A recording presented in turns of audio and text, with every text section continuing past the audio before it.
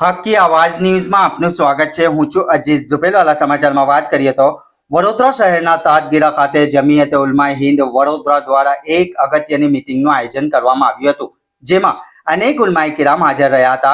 જેમાં હજરત મુફ્તી ઇમરાન સાહેબ ધેરીવાલા અને મુફ્તી ખલીક સાહેબ મુલ્લાવાલાએ સૌને સમજણ આપી હતી કે વકફ એમેન્ડમેન્ટ બિલને લઈ અગાઉ વિરોધ પાર્ટીઓ દ્વારા વિરોધ કરવામાં આવ્યો હતો, જેના અનુસંધાને જોઈન્ટ પાર્લામેન્ટ કમિટીનું ગઠન કરવામાં આવ્યું છે, જેમાં 13 સપ્ટેમ્બર સુધી જાહેર જનતાની રાય માંગવામાં આવી છે, જેથી જમીયતે ઉલમાએ હિન્દ દ્વારા વિરોધ કરવા માટે ઈમેલ સ્ક્રીનિંગ કરી ઈમેલ દ્વારા વિરોધ દર્શાવવામાં આવે તેવી અપીલ કરવામાં આવી હતી।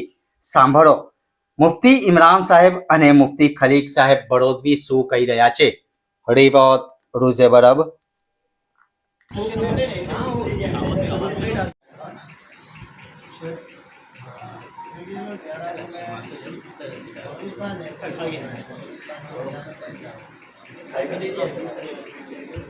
यहाँ पर जमा हुए हैं।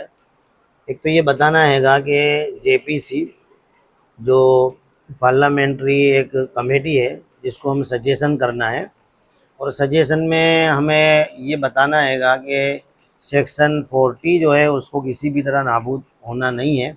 ये हमारा प्राइवेट हक है और मुसलमानों को बरसों से ये वक़फ़ का हक मिला हुआ है।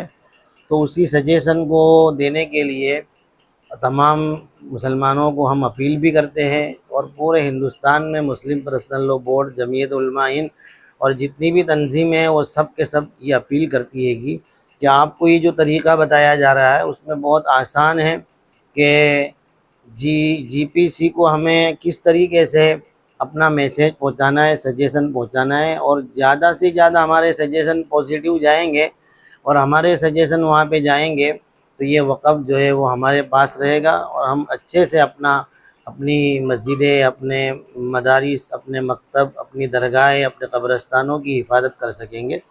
इसलिए पूरे हिंदुस्तान में ये मामला चल रहा है।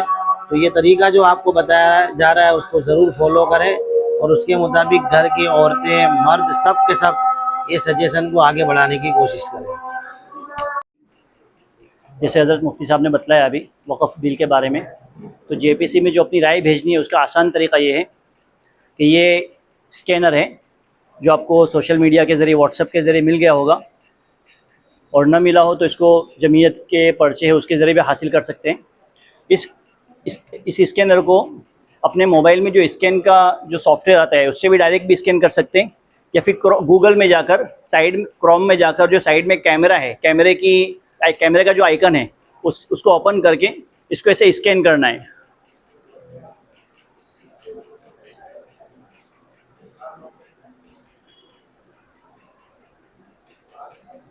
जैसे स्कैन होगा उसके बाद स्कैन होते ही फ़ौरन जीमेल खुलेगा। उसमें 2 ऑप्शन आएंगे, उर्दू और इंग्लिश। तो हमें इंग्लिश को सिलेक्ट करना है।